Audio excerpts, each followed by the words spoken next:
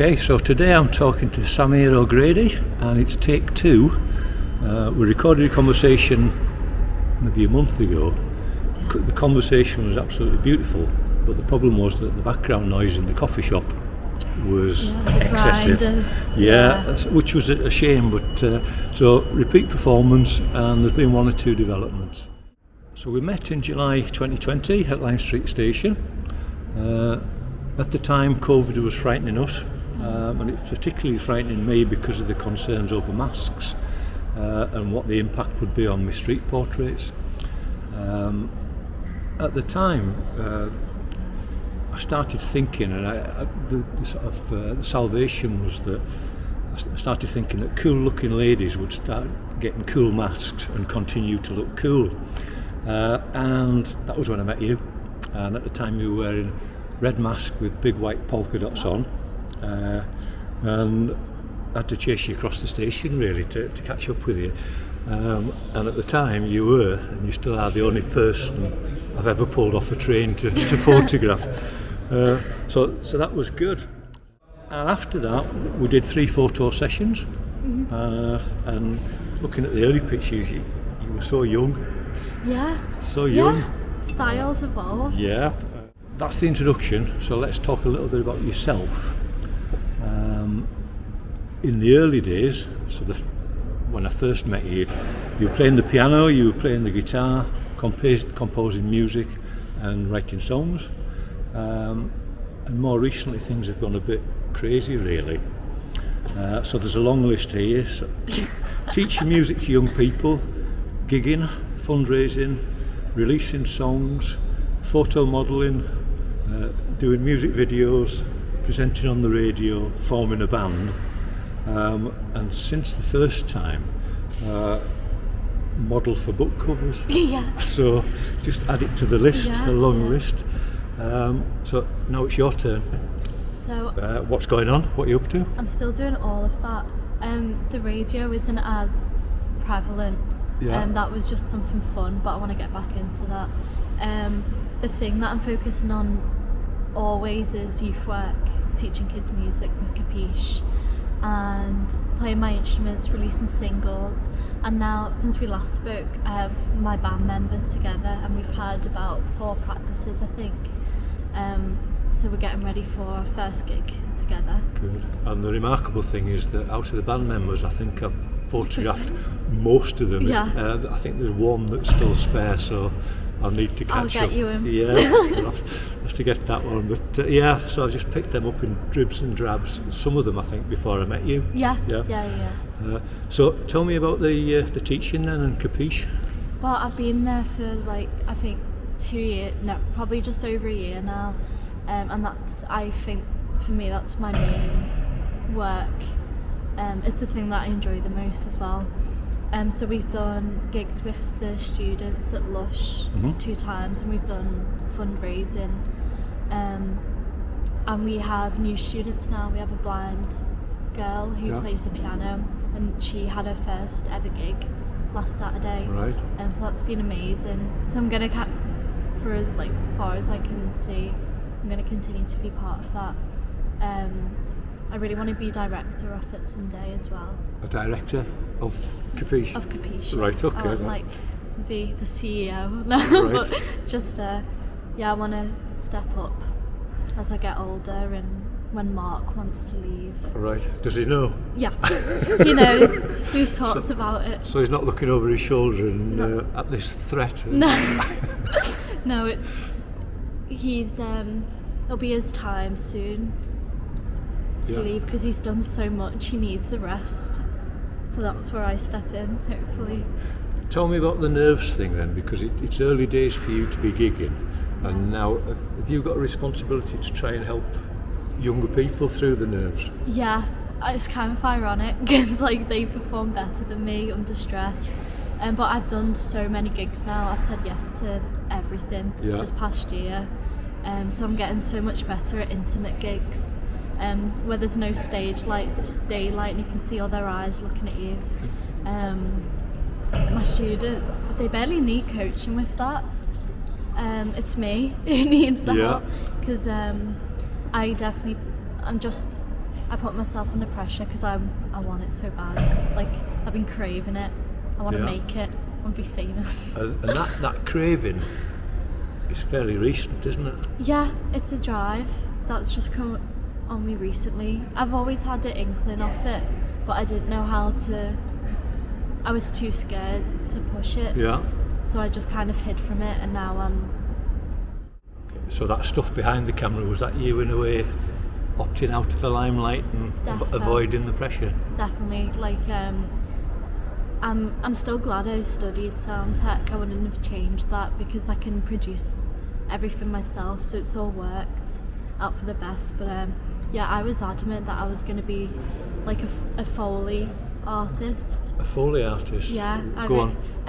I wanted to do sound effects for film and TV. Or I wanted to be a sound technician or producer, just behind the scenes. Right. And then the more I've developed, the more I'm like, nah, I want this. Right, Foley is the coconuts and the horse. Yeah, the horses, right, yeah. And like the scratching of materials and stuff. Okay, I'd forgotten the word, but I've heard of it. What are you getting out of capiche yourself then? How do I start? Well, first, my experience in youth work, and the fact I'm so young and I'm working so closely with disadvantaged children, it's a life lesson. I'm learning how to teach. I'm experiencing how to actually develop emotionally and to channel sadness, and how to teach other people to do that in musical terms, creative ways. It's like music therapy. Capiche is like a form of music therapy, and it's helping me as well as the students. I've learnt how to organise my own events, to fundraise, to be really independent. It's broadened my compassion, confidence, everything. It's just been life-changing and I'm really happy about it. Yeah. Last time I asked you the question about the process of releasing a single, so explain that to me. So that's changed a little bit because I'm doing it more myself now. But the standard is that something happens to me or I have a dream, get lyrics down, I think of a melody on me, as I do my whole composition routine, and then I'll record a demo and I send that to my friend Joe Mulholland, and he does the production, he does everything, and then I listen back to it, think of anything to add, we mix it, and then put it on Spotify, market it, promote it, and then it's on there.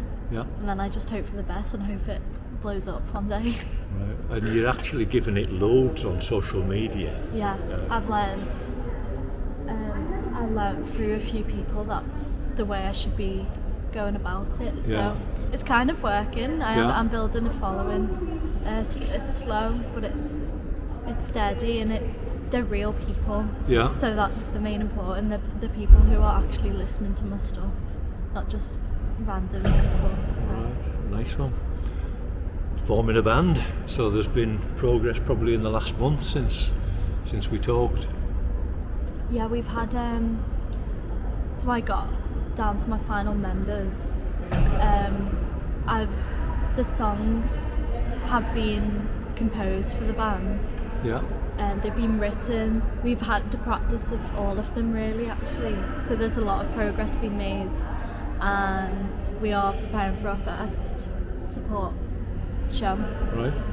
And I've got my first headline gig as a solo artist as well in August. Excellent, so it's really fun. So talk me through that process of finding people to be in the band. Well, I put it on Instagram, and I got I think about 15 responses. So did you put down anyone that's been photographed by Howard Jackson? Must be put. No, I put jazz influenced musicians or people who are open and versatile, and then all the responses were perfect. So I went through their Instagram, had a chat with them, Did like this. I was gonna do an interviewing process, but then the 4 that I chose just stood out. Yeah. We met up, we clicked, and we did 2 practice covers to see how we sounded. And from there, I was like, I want these guys. And then we've been chatting on Instagram and coming up with ideas ever since. Tell me about the name of the band then, because it makes no sense at all to me. It doesn't make a lot of sense to anyone, I didn't think. It's called Kafalpa, and it's a mixture of an Arabic word and a Portuguese word. Right. Excuse me. So Kafalpa.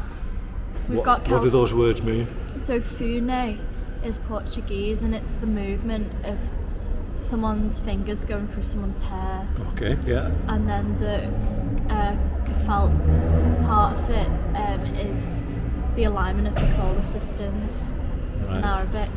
And I read about them, and I just really liked how they merged together. Okay, right. So you've got the mixture of science and like romance. Right, so you heard it here first then? Yeah. Good. Is there a grand plan? Yeah. Like I said, to make it. In the music industry, as a performer? Yeah. Ideally with the band. I want to tour and everything. My idea of like bliss is to get paid for something that I enjoy. So if I got paid for music, I've made it. But a tour would be amazing. You get my solo stuff a bit more recognition, and to have a team around me. Mm-hmm. Gig everywhere. Travel a bit. Travel. Yeah. Albums, singles, EPs, all of that. Be sad and lonely in a hotel somewhere? Yeah, that's fine. Okay, right. Okay, well, that's the grand plan. Where do you think you'll be this time next year? Hopefully closer to it. I think next year I'll have more of a loyal following, because I set myself little goals through social media, so like 4,000 followers I'd like by this year. Yeah. So I'd like to aim towards that. I think I'm on a good path with my solo stuff, so more following and more exposure for the band would be great. More gigs, more frequent gigs, and possibly a headline as well. But still teaching as well? Oh, definitely, yeah. I've kept my Fridays free just to make sure I can go. Oh, good. Today's Friday? It is. Got it at 6 p.m. Ah, right. For a few hours. You haven't cancelled everything for this? Okay, some of the sort of personal stuff then. So, have you always been a performer? Well, we talked about that. We did? The disease presentation. But I would say no, I haven't. Because I haven't always enjoyed it, and the nerves just took over. Yeah. I haven't been into like musical theatre or anything. I like the idea of performance, but not in the musical sense, as you know. From when I was little, I liked it in different ways. Yeah. More like formal educational ways at the time. So school performances in plays. Yeah.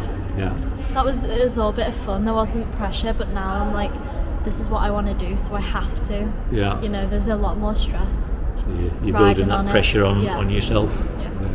Just the reason I asked the question is that I saw a piece to camera that you did, and about 10-year-old on smallpox. Smallpox and leprosy. And raises bumps and Pushfilled blisters until they crust, scab and fall off after about 3 weeks later, leaving a scar. And it was joyous and beautiful and quite disturbing at the same time. And the sort of immortal phrase that came out of it was Pushfilled blisters. Yeah. Which I thought would have been a good title for a punk band. The Pushfilled blisters. If it was punk, I would have definitely gone that, but we're more of a jazzy route, so I don't think. That'll be a bit more sophisticated. So, what was going on then? This was a piece to camera. Did your mum film it? And Yeah, my dad was the one who gagged Fan. I heard that. Yeah, that was. I can't even remember why. I just remember being.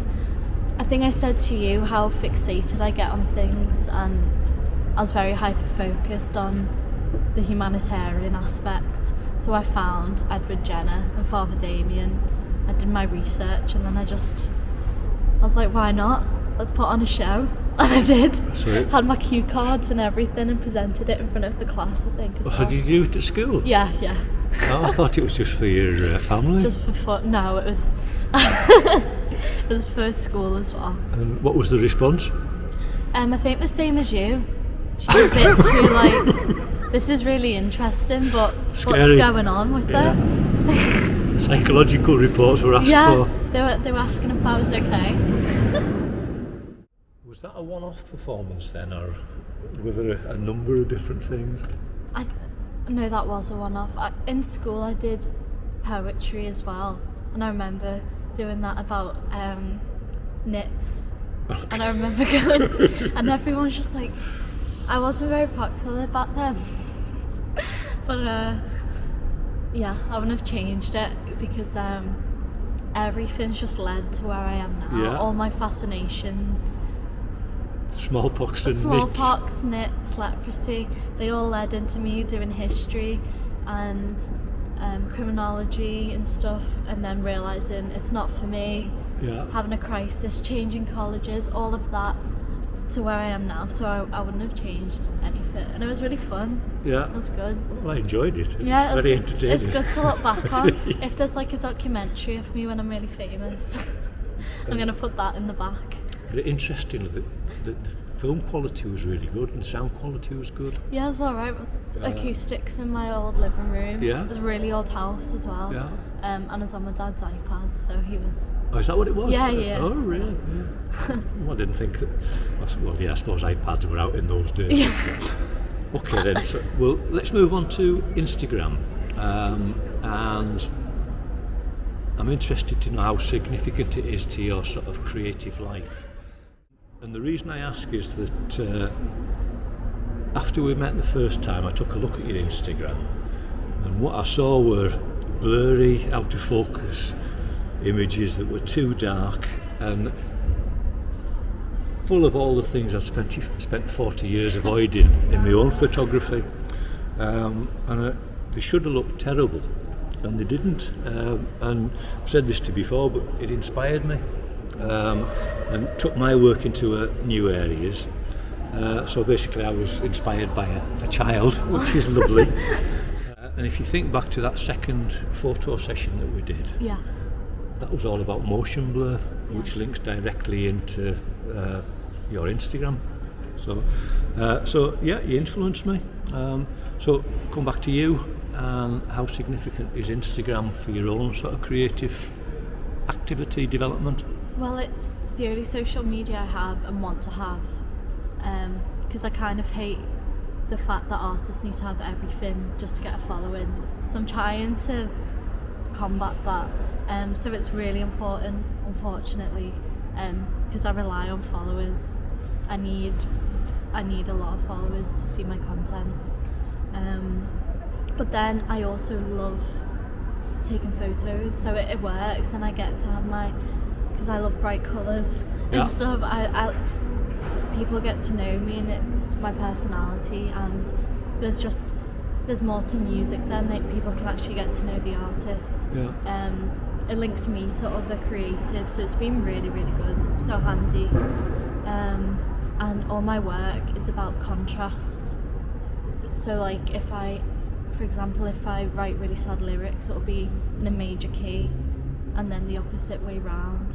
And so I like doing that with photos as well, like you said, things that shouldn't work, they do. So Instagram helped me kind of explore that. Yeah. That's partly about getting you out and promoting you as a performer. Yeah. But does it inspire you? Does the work of other people through Instagram inspire you? Not through Instagram, no, but people's work, yeah, definitely. But yeah, it's difficult because it's like artists I've already known, and it's not like my perceptions change because I've seen them on social media.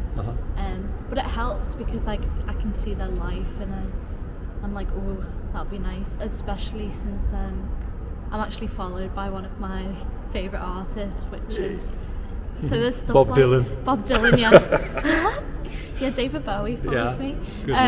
Frazee Ford, and I'm hoping she'll ask me to be a support act one day. Say that again. Say her name again. Frazee Ford. Frazee Ford. Yeah. Right. Okay. Yeah.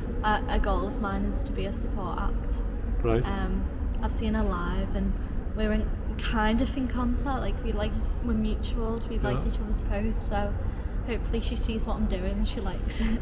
Well, the ultimate target is that she should be your support act, and that that's the ultimate. You pull her through to a different level. Let's go back to photo modelling then. I mean, I guess it's something that takes up a lot less of your time than music. Yeah. But from my 3 sessions with you, there's something there. We've got some lovely pictures, but you've done sessions with other people as well. So just tell me how that feels. It doesn't happen on purpose. Like the opportunity, it's more favours. It's definitely not my focus. It's kind of favour for favour. It works because I get promotion pictures and stuff. But so for the book cover, I got paid to do that for 1 session. It is quite time consuming. It can take like a few days. And that's ended up on a few books somewhere.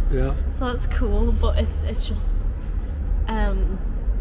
it can be nice, but I don't want to get down that trap because I already face my own insecurities. So I think to focus on the image, which already social media is.